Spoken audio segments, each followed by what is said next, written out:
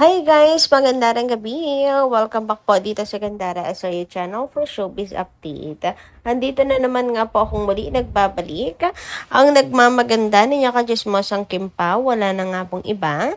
Ang lukaret na si Gandara SRU upang magatid sa inyo ng latest update and fresh happenings patungkol kina Kim Chiu and Paolo Avellino.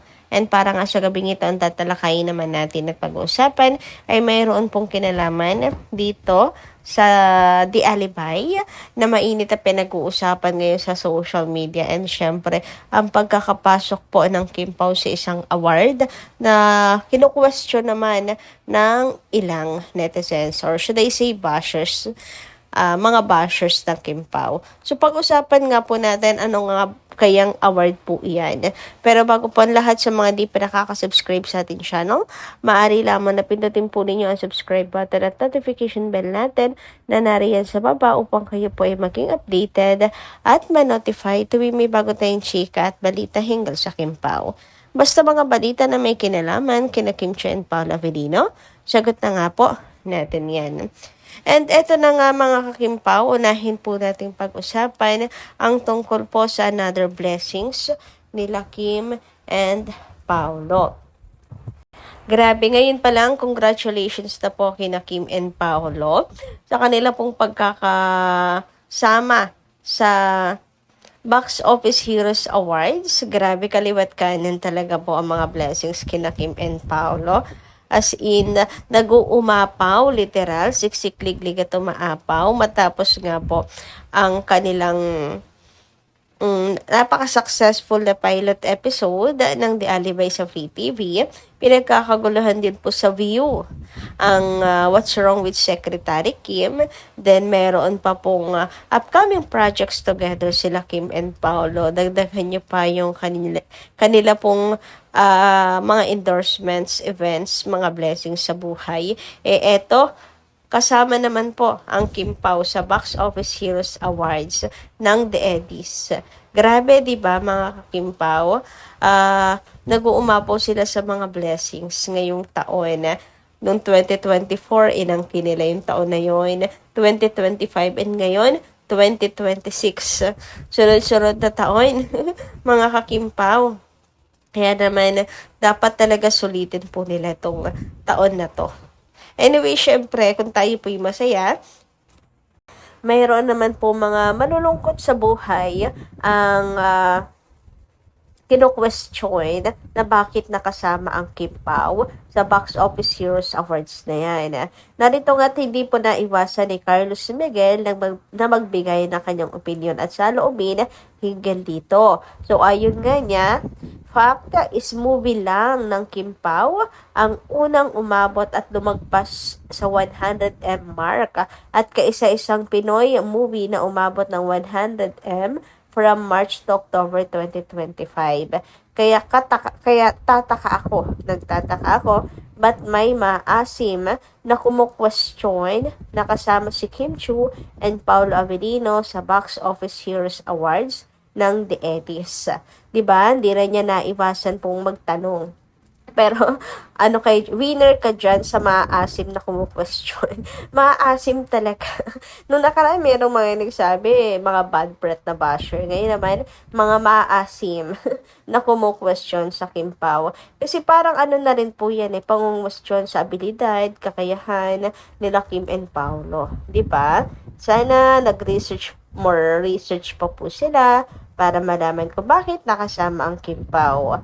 Ayan, meron naman pong dahilan kung bakit po nakasama sila Kim and Paolo. Meron po silang pinatunayan Kaya deserve po nila na makasama po dyan. Anyway, speaking of success mga ka-Kim Pao, eto nga po, grabe, no? Isa sa mainit na pinag-uusapan ngayon sa X, in entertainment, ang The Alibay. Tingnan nyo naman yan, tad-tad o trending po sa social media at ito po ang dahilan. Ayan, Kim Chiu and Paolo Avellino launch Love, Kim Pao World Tour 2026 in North America. Aba, trending.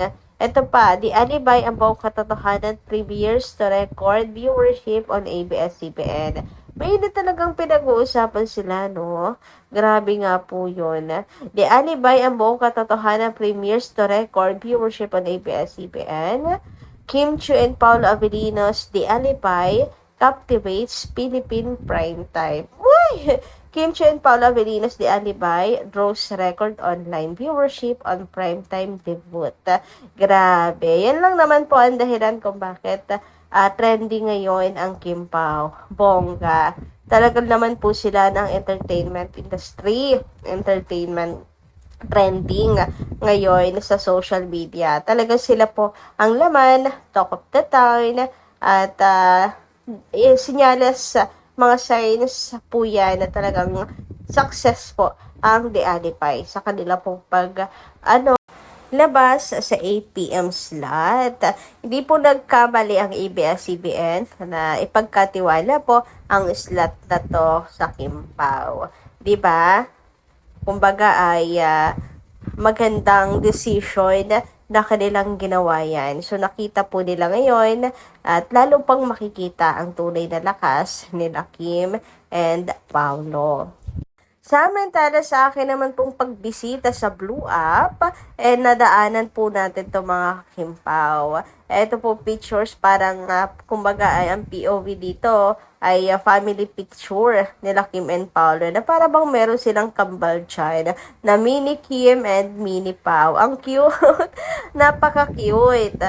So, wala lang, share ko lang sa inyo kasi natuwa ako na makita ito, mga kakimpaw. Kasi yan naman ang, kumbaga, ay pangarap natin. Magkaroon ng cuties na kambal, sila Kim and Paolo, yung mga mini-me at nilang dalawa. Ang cute ng batang Kim, ang cute ng batang Pao. So, what if nga, no? Grabe kayo mga kakimpaw ha. Sino man na nag-edit nito, napakahusay. Pinag-anak nyo na ang Kimpaw eh. Grabe, sa picture na to nagkaanak na ang Kimpaw. Ang huhusay, tataba ng utak talaga. Kuhang-kuha ninyo ang kiliti ng mga seniors, ang kiliti ng mga avid fan nila Kim and Paolo. Yan talaga yung next natin na gusto pong makita sa peace ng buhay ng Kimpaw. Grabe din ang nagagawa ng AI, no? Sana naman di magalit sila Kim and Paolo. Nagkaanak bigla nang wala sa oras ang Kimpaw. Anyway, dumako naman tayo dito sa ilang mga comments sa ating mga taga-subaybay hinggil sa ilan po nating naging updates tungkol sa Kimpaw. So, ang first comment nga natin ay mula po kay Ma'am Leoncia Talian. Sabi niya rito, I believe they have already a romantic relationship at present kasi always silang machi-machi, wanted, but we don't know what will happen in the future. So, we need to pray for them to have a happy ending, hoping they will not hurt each other. Both of them deserve the best. Yes, true. They both deserve the best sa buhay, mga kakimpaw. Maging sila man o hindi ang mag-endgame. Bakit? Kasi napakabubuting tao ng Kimpaw. Kung pasensya na pala yung boses ko, mga kakipi ha. Nahirapan kasi ako magsalita dahil sa sipon natin. Anyway, ayun nga, marami po tayo naniniwala, Ma'am Leoncia Talian, na they already have a romantic relationship. And they have a mutual feelings to each other. Kasi nakikita naman natin ang mga matchy-matchy outfits ng Kimpaw. Ayan. At marami pang iba na atin pong kumbaga ay tinuturing na ebidensyas.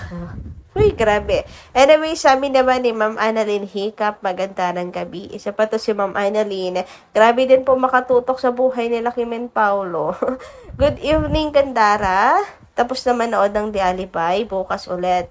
Napakagwapo ni Paolo na nag-promote.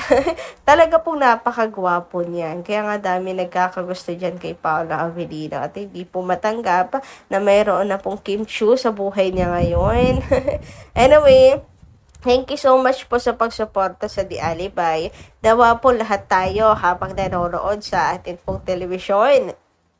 Nanonood din po online. Sabay na po natin yan. magkasabay na po natin panoorin.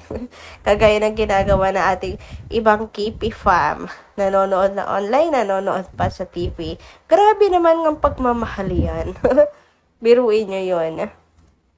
Samantala, sabi naman ni Baby TSR Marana and Pam Annabel Domingo, shoutout both of you. More power, congrats Team The Alibay, forever in love, loving Kim Pao. Gandara, happy naman ang Kim Paulandia. Natalo ang katapat na palabas. Ang saya lang. Congrats Kim Pao and The Alibay fam. Congratulations, yes, Kim Pao and The Alibay fam. Grabe ang success ng pag-ere ng The Alibay sa Free TV. Ayan, bagay inaasahan na rin naman natin. Pero, hindi natin inaasahan ay ang mapalabas po ito sa, kumbaga ay sa first lot, na slot po ng Batang Quiapo. So, yun lang po muna guys ang ating update. Thank you so much po sa inyong pakikinig. And kita-kits po muli sa mga susunod natin, chika. Maraming salamat at ingat po kayo palagi.